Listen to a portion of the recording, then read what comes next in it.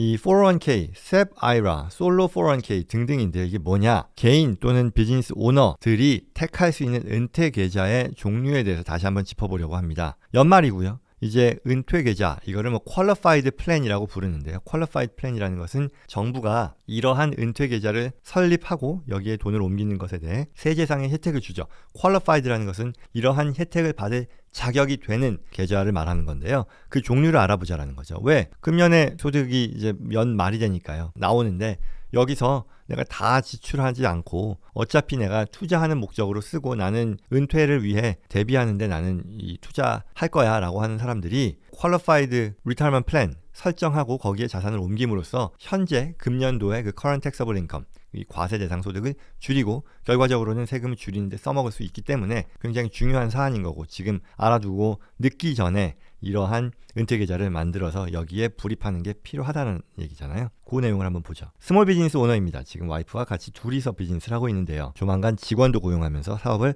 확장할 계획입니다. 첫 해부터 운 좋게도 비즈니스가 괜찮게 돼서 이익이 날 것 같은데 이에 대해 절세 방안을 알고 싶고요. 1번. 그리고 특히 은퇴를 대비해서 자금을 모아서 투자하려고 하는데 비즈니스 오너들이 고를 수 있는 은퇴 플랜이 여러 가지가 있다고 들었습니다. 설명 부탁드립니다. 절세 방안이라는 것은 이 은퇴 플랜의 자산을 옮김으로써 그 금액만큼에 대해서는 과세 소득을 줄여주는 데 쓴다. 그래서 세금을 안 낸다라는 그런 얘기입니다. 자, 배경은요. 개인 은퇴연금 제도인데 개인 은퇴뿐만 아니라 기업체들이 택할 수 있는 은퇴연금 제도죠. 이거 늘 제가 얘기하는 겁니다만 정부는 소셜 시큐리티 시스템, 사회보장 제도가 있지만 이거에만 각각의 그 개별 경제 주체들이 매달리지 않고 각각 자발적으로 은퇴를 준비하는 것을 장려하고 이에 대해 여러 제도적인 혜택을 준다라는 거죠. 그랬을 때 가장 대표적인 것 뭐 IRA가 있을 텐데요. Individual Retirement Account. 내가 벌어들인 소득 최대 6,500불까지 고기 사 먹는데 안 쓰고 내 은퇴 계좌로 옮겨서 거기서 투자하는 데 쓰겠다라고 약속을 하면 그 옮기는 행위에 대해서 당해의 과세 소득을 줄여준다. 이게 전통 방식이죠. 트래디셔널 IRA인 거고요. 그러고 나서 이제 옮겨진 자산이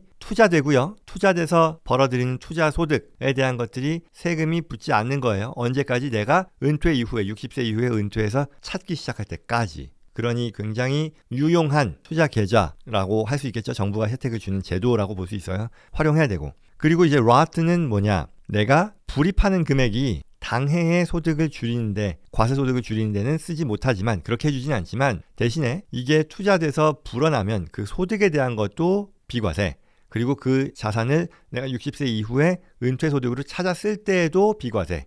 그러니까 이것도 역시 굉장히 파워풀한 그런 제도라고 할 수 있겠죠. 그래서 이러한 방식이 있고요. 종류에는 방금 말씀드린 전 국민이 쓸 수 있는 IRA라는 게 있고요. 그리고 여러 기업 오너들이 쓸 수 있는 방안으로서 솔로 401k, SEP IRA, Simple IRA, 401k 뭐 이런 것들이 있어요. 이 내용을 한번 살펴보겠다는 거예요. 전체를 관통하는 것은 방금 말씀드린 것처럼 내가 비즈니스를 통해서 벌어들인 소득을 가만히 두면 세금 내는데 포함이 됨으로써 내 세금을 내게 하는 그런 소득인데 반해 이러한 은퇴 계좌를 만들어서 옮기면 당장 소득을 줄여주건 과세 소득을 줄여주건 아니면 옮겨진 뒤에 자라나고 찾았을 때까지 세금을 줄여주건 어떤 식으로든 세제상의 혜택이 있으니 반드시 우리가 활용해야 된다라는 그런 내용이라는 거예요. 그리고 택할 수 있는 내용들로서 어떤 종류가 있는지 보겠다는 거예요. 자, 하나하나 보죠. 트래디셔널과 Roth IRA. 이건 뭐 너무 쉬워요. 이미 여러 차례 말씀드렸어요. 소득이 있으면 누구나 자격이 있어요. 그런데 단점은요. 내가 많이 하고 싶어도 많이 못하는 거죠. 최대 6,500불인 거예요. 자, 보면 그리고 50세 이상일 경우에는 1,000불을 추가할 수 있어요.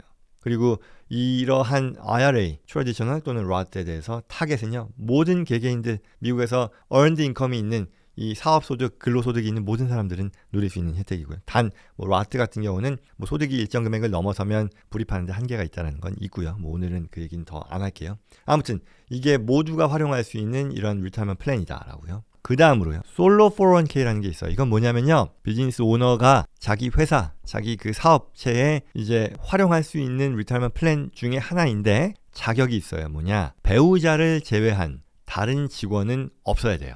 그러니까 나 혼자 하거나 아니면 나와 배우자. 그런 비즈니스 하시는 분들도 많잖아요. 그랬을 때는 이 솔로 401k를 하실 수 있고요. 트래디셔널과 로트가 둘 다 가능합니다. 그리고 종업원이 있을 때는 해당이 안 된다는 것이고요. 솔로 401k요 하는 것이 혼자 할 수 있다는 거예요. 혼자 할 때, 비즈니스를 할 때 그런 분들께서 활용할 수 있는 은퇴 방안이고, 그리고 금액은요 최대 66,000불까지 할 수 있어요. 그리고 본인 소득과 그리고 회사 소득에 대해서 이거는 기술적인 부분들이 어렵게 생각하실 필요는 없고요. 어차피 직원이 내가 없는 상황에서만 택할 수 있는 거니까 그러면서는 이 401k를 하실 수 있다라는 거고요. 그 다음에요. 만약에 사실 저는 지금은 이제 생각하는 것이 예전과는 달리 제도가 바뀌었단 말이죠. 뭐였었냐면 이 Secure 2.0, 2.0 Act라는 게 지난 22년 말 통과가 됐잖아요. 그게 이제 기업 연금, 그 다음에 개인 연금에 있어서 굉장히 큰 레볼루셔너리한 그런 변화가 있었던 건데 그렇다 보니 저는 이제 SEP IRA, 솔로 401k 굳이 신경 안 쓰고 SEP IRA 하면 될 것 같긴 한데요. 설명을 해드릴게요. 일단 차이가 뭐냐 하면 SEP IRA는요. 솔로 401k와 비슷한데요.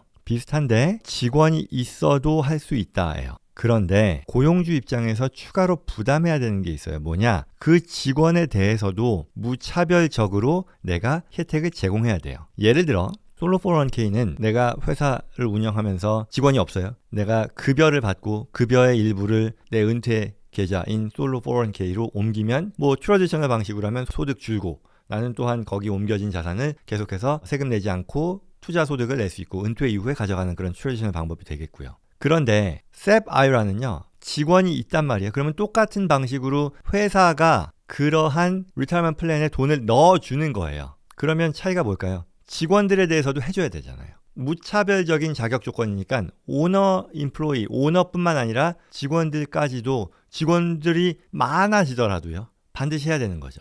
무차별적으로. 그러니까 그 부담이 커질 수 있다라는 거죠. 물론 그게 나쁘다 뭐 이런 게 아니고요. 장기 근속을 하는 직원들을 보상해주고 싶고 그런 면에서 이게 어떤 적극적인 유인책으로 직원들에 대한 컴펜세이션으로서 이게 작동을 할 테니까 그런 면에서 좋은 점도 있으나 적어도 어떤 파이낸셜 버든이라는 면에 있어서는 확실히 이 솔로 401k보다 높다라는 것을 감안해야 된다는 거죠. 그에 반해 이 administrative cost는 더 낮습니다. 이건 좋은 건데 이 401k라고 하는 것은 25만 불 이상이 자산이 되면 앞서 말씀드린 것처럼 IRS에다가 별도의 세금 신고를 하고 뭐 이런저런 컴플라이언스가 적용이 되는데 반해 SEP IRA는 그런 게 적용이 안 돼요. 따라서 내 비즈니스가 직원 수가 얼마 안 되는 그런 비즈니스라고 한다면 no or few employees, a few employees죠. 그런 경우라고 하면 지금 현재 직원이 아예 없는 상태에서 앞으로 뭐 있더라도 얼마 될지 모르겠어라고 한다면 이 둘 중에 하나를 고민하실 수 있겠다라는 거예요.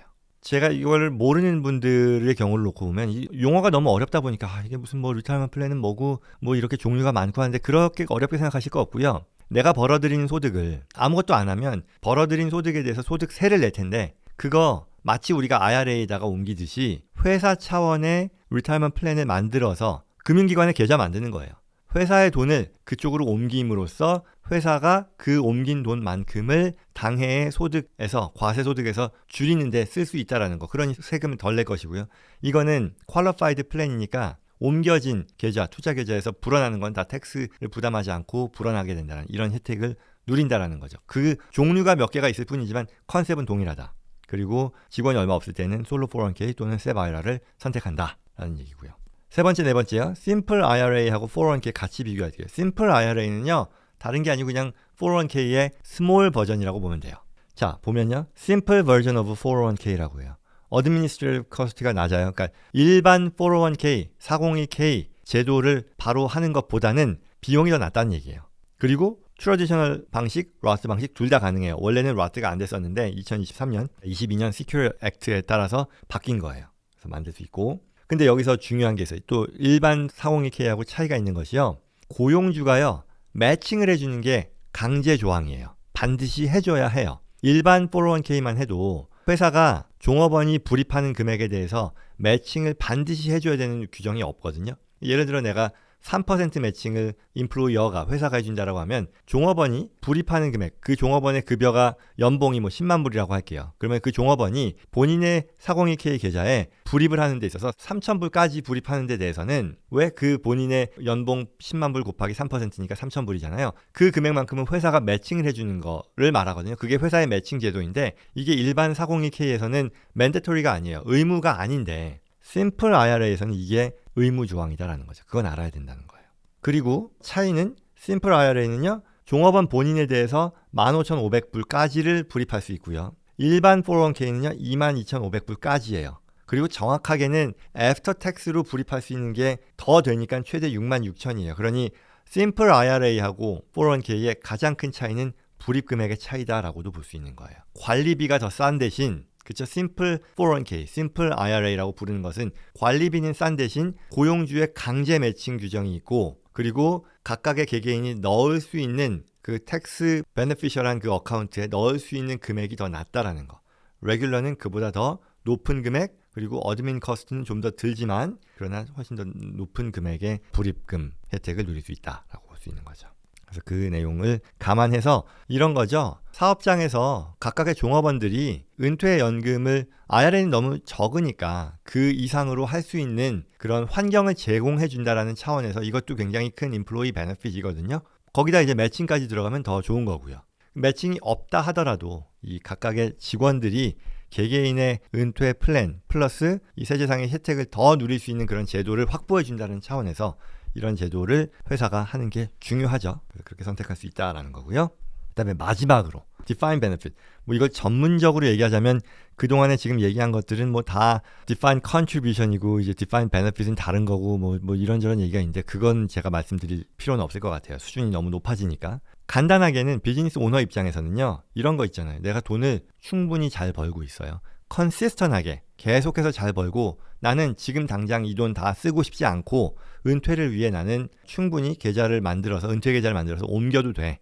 다른 현금 흐름도 충분해. 그런데 나는 세금 많이 내는 거 싫어. 그러면 다른 것들은요. 솔로 401k나 셉 아이라 같은 경우도 아까 얘기한 것처럼 뭐 66,000불, 65,000불까지였었잖아요. 그게 전부죠. 그리고 심플이나 401k는 내가 많이 넣고 싶다고 해서 무조건 많이 내는 게 아니에요. 각각의 종업원들이 그냥 내는 거지 오너가 많이 불입해서 세금 많이 줄이는 게 아니죠. 종업원이 아주 많지 않은 상황에서 또는 종업원이 턴오버가 굉장히 높은 상황에서 오너가 돈을 충분히 잘 꾸준히 버는 업을 하고 있는 분이고 그 상황에서 내가 더 많은 금액을 이 Qualified Retirement Plan에 넣고 싶다라고 했을 때 선택하는 것이 Defined Benefit입니다. 그러니까 예를 들어 오너 한 명당 오너 기준에서 앞선 것들은 다 기껏해야 뭐 몇만 불이죠. 부부 합쳐도 10여만 불 정도밖에 안 되겠지만 여기서는 이보다 훨씬 더 커질 수 있다는 거. 그래서 거기에 관심 있는 사람들은 Defined Benefit을 Retirement Plan으로 채택할 수 있다라고 보시면 됩니다.